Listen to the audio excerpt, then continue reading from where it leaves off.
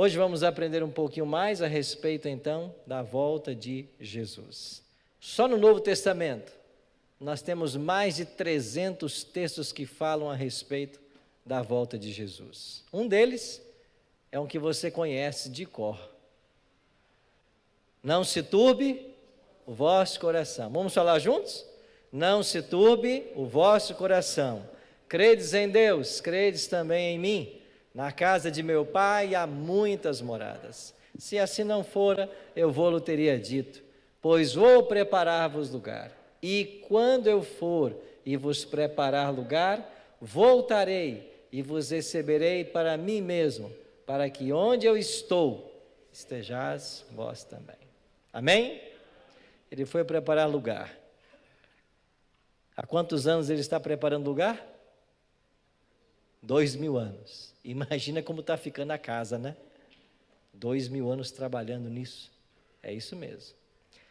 O que Deus está preparando para nós, segundo o apóstolo Paulo, nem olhos viram, nem ouvidos ouviram, e nunca chegou ao coração humano. É isso que Deus está preparando. Hoje eu queria responder 4 perguntas com vocês. Primeiro, como será a vinda de Cristo? Para que Ele virá? Quando será? E como se preparar? 4 questões para nós respondermos hoje. Primeira delas, como será? Como Jesus voltará a essa terra? 2 textos.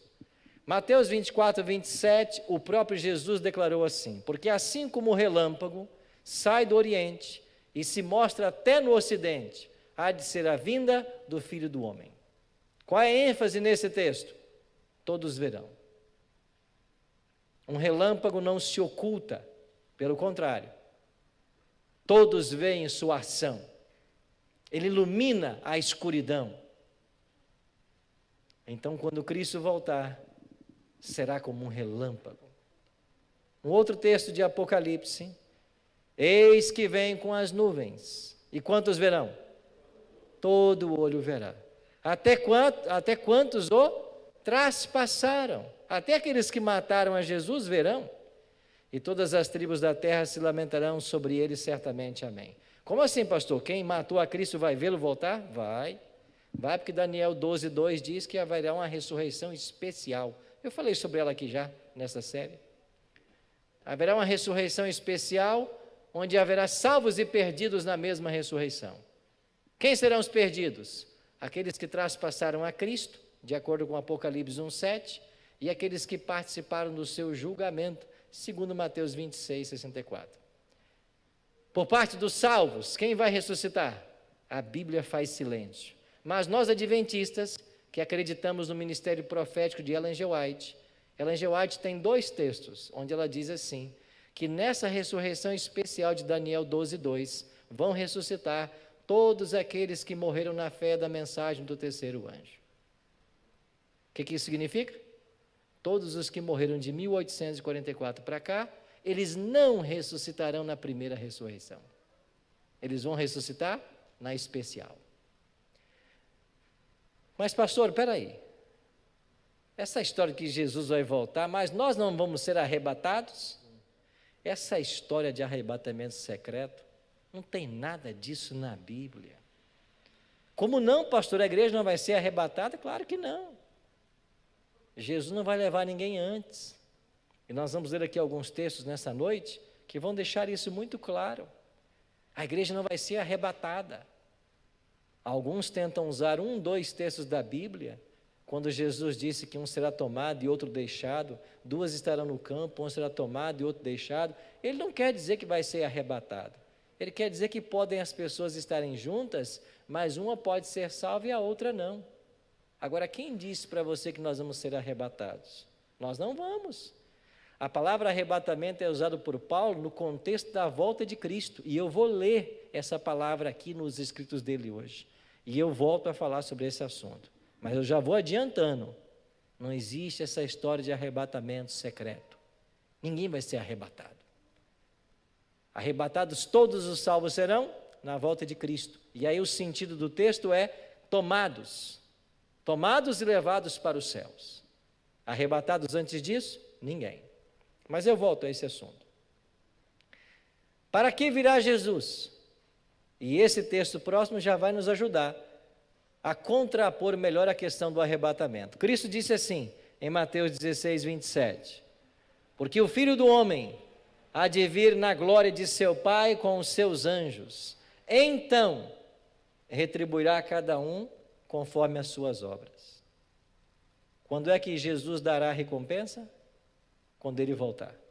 Aqui está dizendo, quando ele vir na glória de seu Pai. Então ninguém vai receber a recompensa antes, exceto aqueles que a Bíblia afirma que já receberam. Vamos contar nos dedos? Moisés, Enoque, Elias, acabou. Por nome só os 3. Tem mais um grupo, aqueles que ressuscitaram com Jesus, mas a Bíblia não dá nome. Então por nome são 3, Moisés, Elias, Enoque. Excetuando os 3 e aqueles que ressuscitaram com Cristo, que a Bíblia não dá o nome, todos só irão receber a recompensa quando Jesus voltar. Eu tinha um ancião na minha infância, que era muito positivo nos seus ensinos, nas suas pregações. Falamos ancião, os líderes da igreja, não que a pessoa seja idosa, né? Mas um desses líderes da igreja onde eu a frequentava quando pequeno, um dia faleceu um irmão dele, que não era adventista, era de uma igreja que acreditava na recompensa imediata após a morte. E esse meu amigo, ancião da minha igreja, foi para o cemitério. E quando lá chegaram, o pastor do irmão dele começou a fazer o sermão fúnebre. E em dado momento disse assim para a família: o irmão fulano está aqui, mas não chorem por ele, porque a alma já está na glória, com o Pai. E esse ancião disse assim: pastor, não minta para a minha família. Meu irmão está aqui, a alma dele não está na glória. Não existe isso. Você consegue imaginar a cara que o pastor fez? Eu não sei se teria coragem de fazer isso, né? Publicamente, assim, com o pastor. Então não existe essa história de morreu vai para o céu, morreu vai para o inferno, vai para o purgatório. Não existe isso. São invenções humanas. A pessoa morre e está morta. Até quando? Até a ressurreição. Ou a primeira ou a segunda. Jesus falou das duas. Você quer ver um outro texto que vai nos ajudar? Eis que venho sem demora, disse Cristo, e comigo está o galardão que tenho para retribuir a cada um segundo as suas obras. Quando Jesus voltar, é aí que os salvos receberão a recompensa, não antes disso. Quais são as consequências da volta de Jesus? Para 4 grupos: para os vivos justos, para os justos mortos, para os ímpios vivos, para os ímpios mortos. Se resume a isso. A volta de Cristo terá consequências para esses 4 grupos. E eu e você vamos nos enquadrar num deles. Qual que você escolhe? 1, 2, 3 ou 4? 1, né? Eu vou no 1 também. Ninguém quer morrer, né? Então vamos lá, o que vai acontecer com os justos que ficarem vivos? A palavra de Deus diz assim: eis que vos digo um mistério, o apóstolo Paulo, nem todos dormiremos. O que significa dormir para Paulo? Morrer. Para a Bíblia, a morte é um sono, só isso. Nem todos dormiremos, mas transformados seremos todos. No momento, num abrir e fechar de olhos, ao ressoar da última trombeta. A trombeta soará e os mortos ressuscitarão incorruptíveis. E Paulo continua: e nós seremos transformados. Por quê? Porque Paulo achava que ele não morreria. Paulo achava que Cristo voltaria nos seus dias.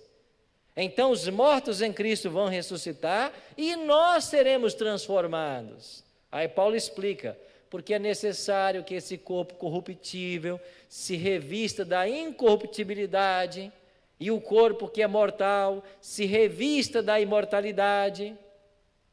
Então é aí que nós seremos imortais, na volta de Jesus. Então o que vai acontecer com os justos que estiverem vivos? No momento da volta de Cristo, o seu corpo passará por um processo que nós chamamos de glorificação. O que é glorificação? É nós termos um corpo semelhante ao corpo de Adão antes do pecado. Só que com uma diferença. Nós teremos um corpo glorificado no mesmo tamanho que nós estamos, com a mesma fisionomia que nós temos. E como no céu, todas as faculdades continuarão a se desenvolver, todos nós iremos crescer. E um dia atingiremos a estatura de Adão e Eva. E todos nós vamos nos reconhecer. Claro que vamos. A fisionomia será mantida. Então, glorificação é um nome teológico que nós damos para a transformação que vai haver do corpo no momento da volta de Cristo. E o maior de todos os milagres que será operado é que na glorificação Deus vai arrancar de nós a natureza pecaminosa. Esse termo a gente usa para essa tendência que nós temos de fazer o que é errado. E isso Deus vai arrancar. Então, quando é que nós podemos declarar assim: estou santo, estou sem pecado? Só na glorificação. E só lá. Só lá. Porque aí nós não teremos mais tendência para o pecado. Isto é glorificação. O que vai acontecer com os justos que passarem pela morte? Os que já estão mortos e aqueles que ainda morrerão.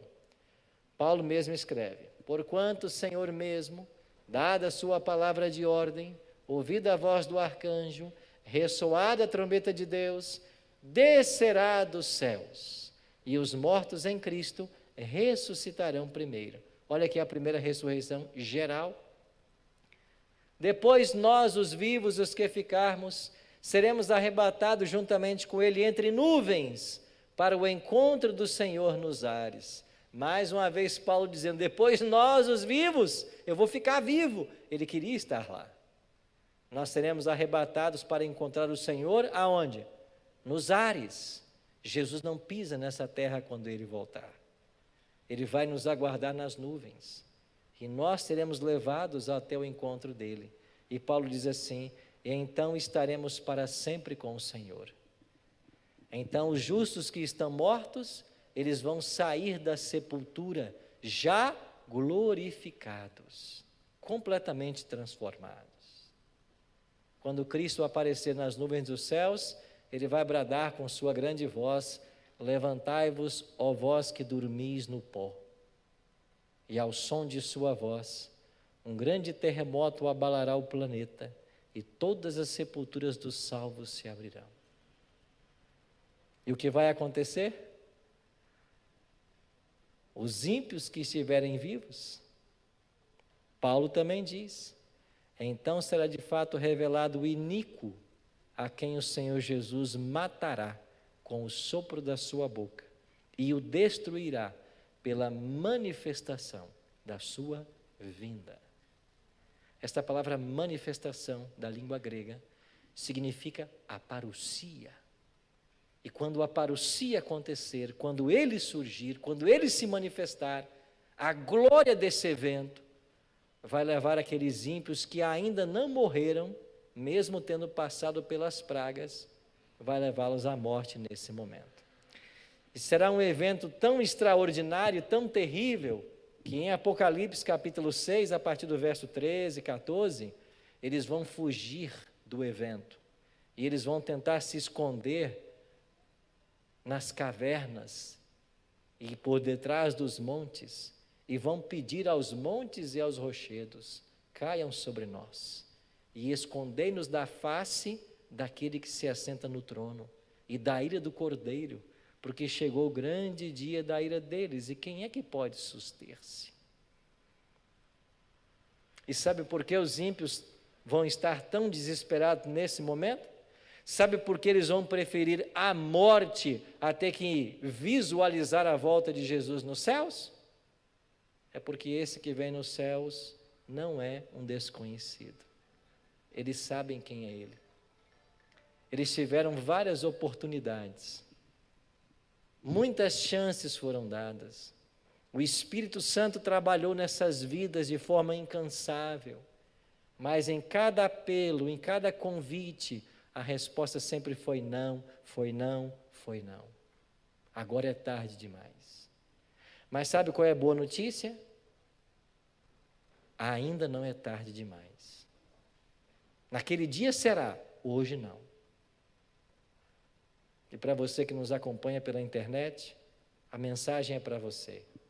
Naquele dia será tarde para milhares, mas hoje ainda não. Por quê? Porque nesta noite o Espírito Santo vai falar ao seu coração mais uma vez. Jesus vai bater à porta do seu coração pedindo lugar para entrar.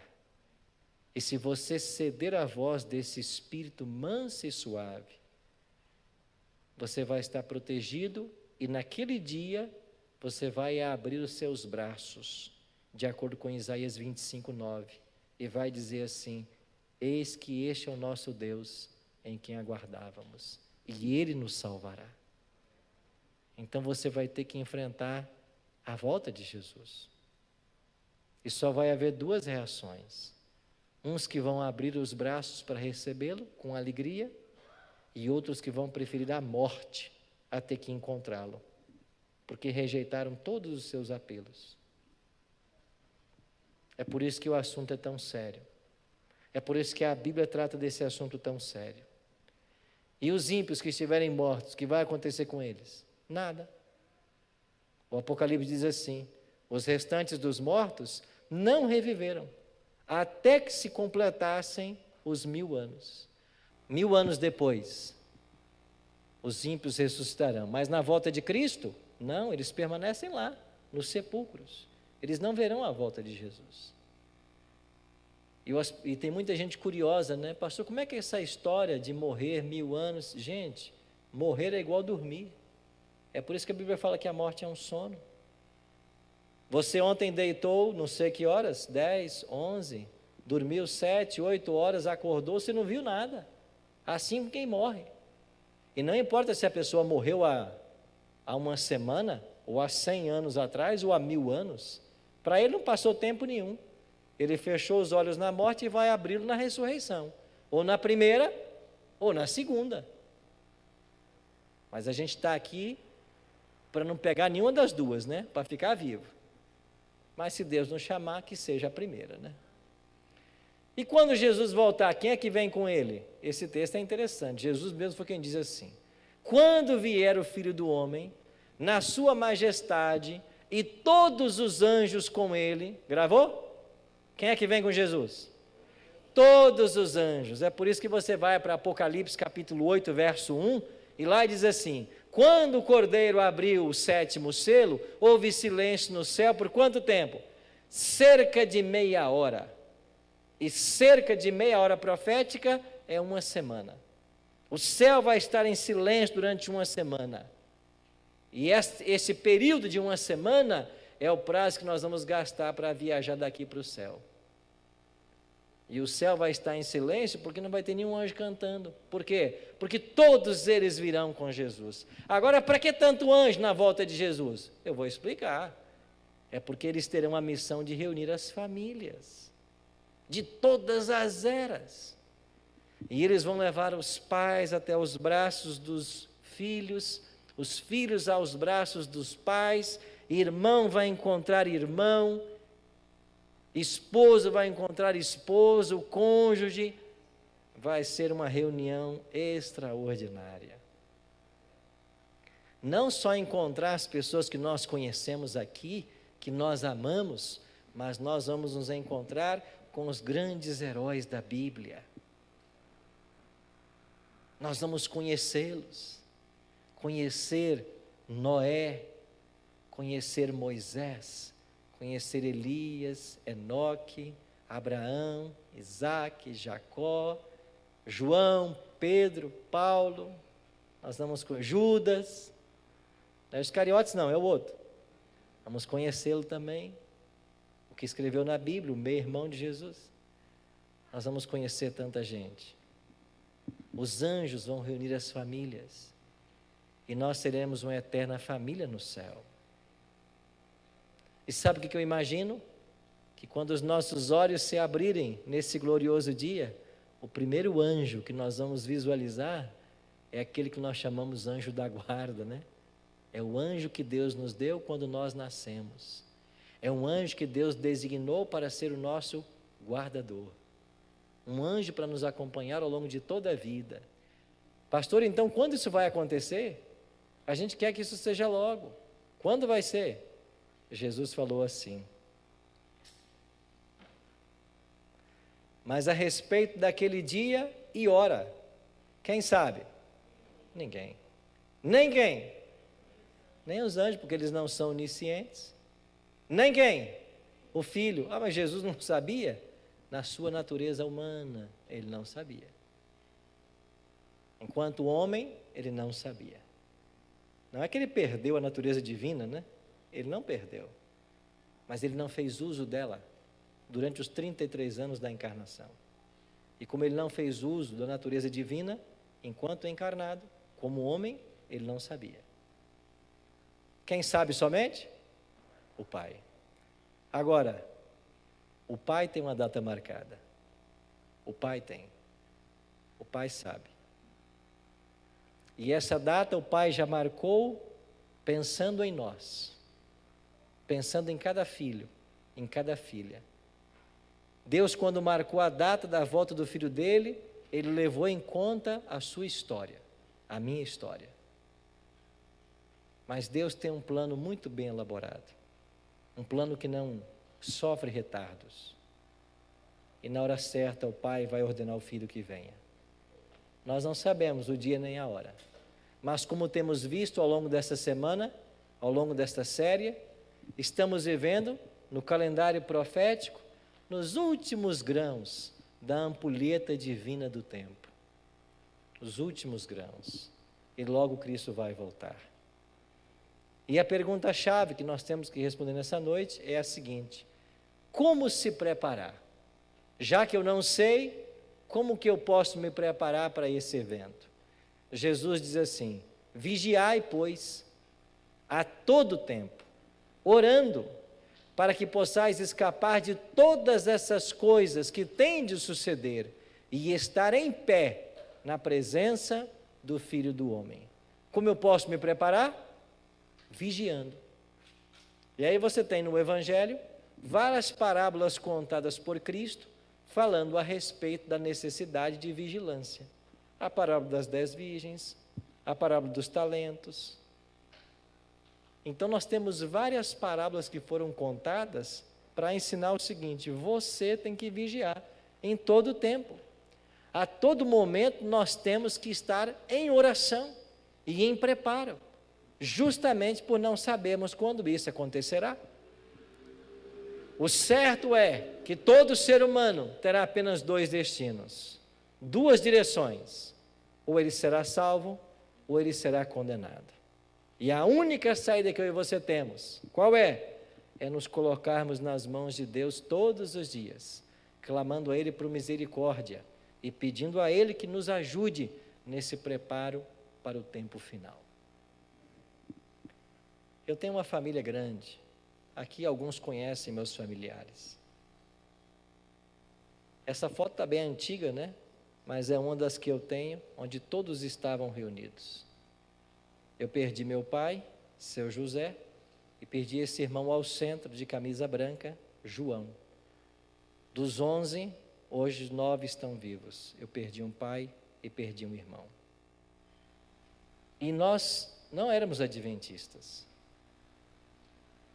Até que um ancião de igreja, um médico, foi para o bairro onde eu morava, dirigiu uma série de evangelismo, começando com a Semana Santa, e nessa Semana Santa eu tomei a minha decisão, aos 13 anos de idade.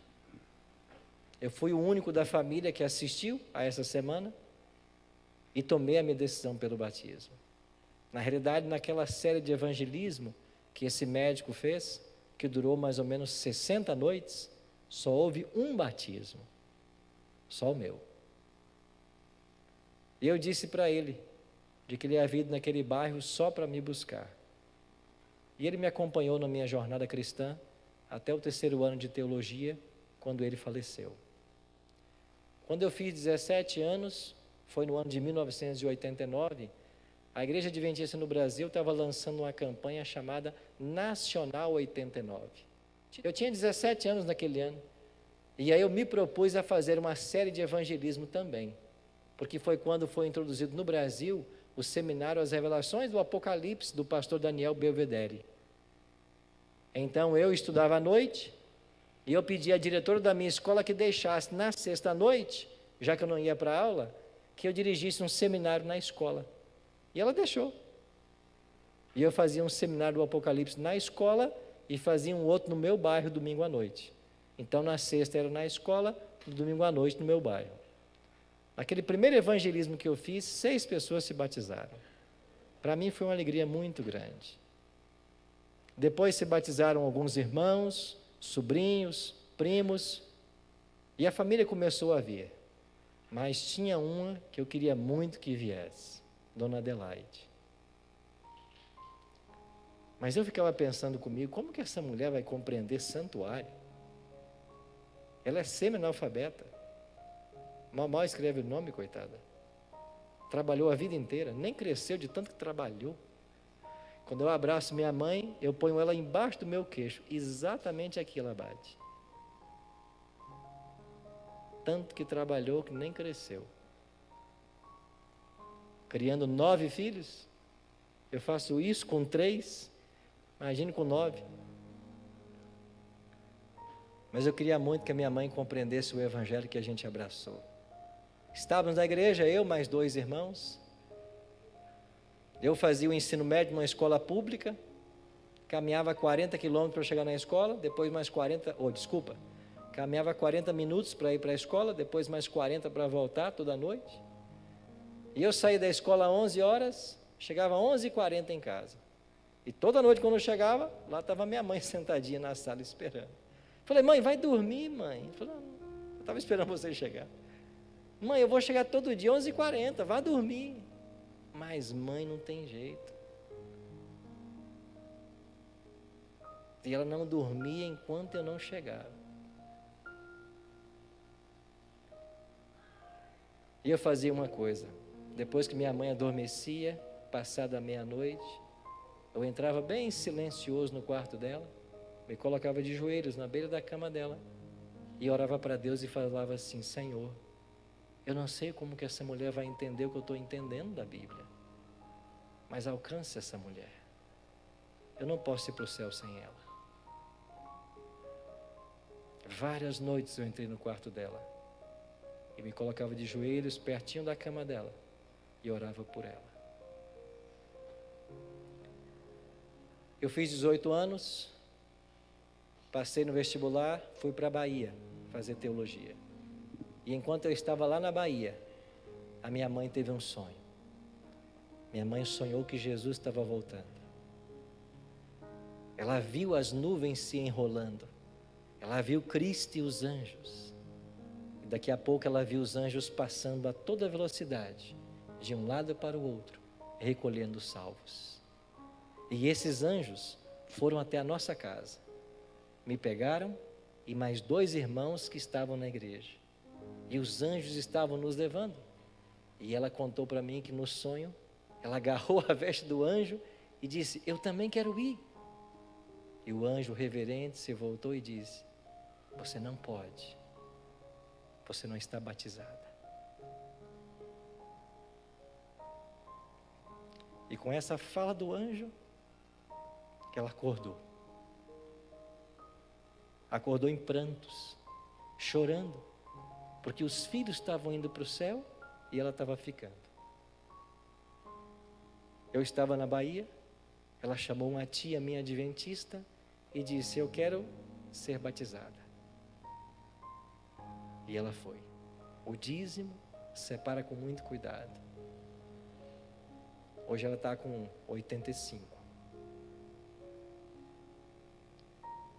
Mas esta fala do anjo mostrou para minha mãe o que, quem sabe, dezenas de estudos não fariam.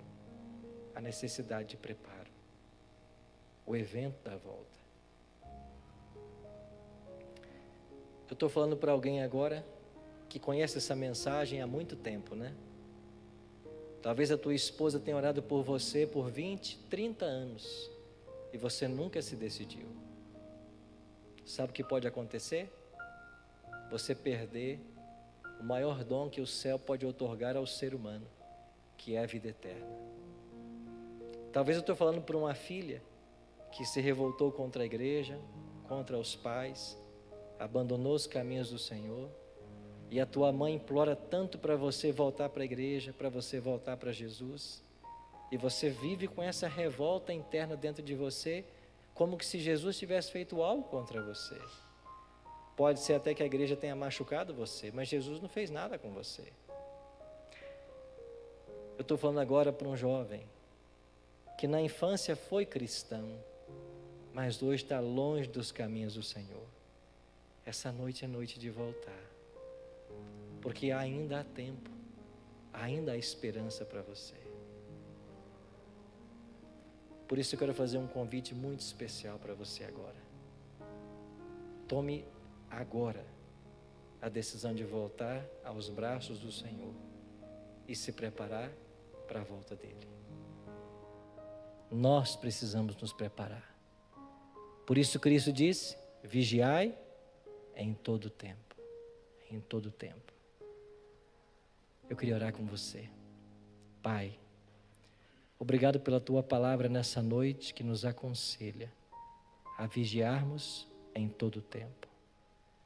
Nós queremos estar atentos aos eventos finais que estão tendo lugar e nós queremos nos preparar para a tua breve volta. Por isso, bom Deus, que o teu Espírito trabalhe poderosamente em nosso coração, nos ajudando em cada situação, em cada momento. Abençoe também os que nos assistem agora pela internet.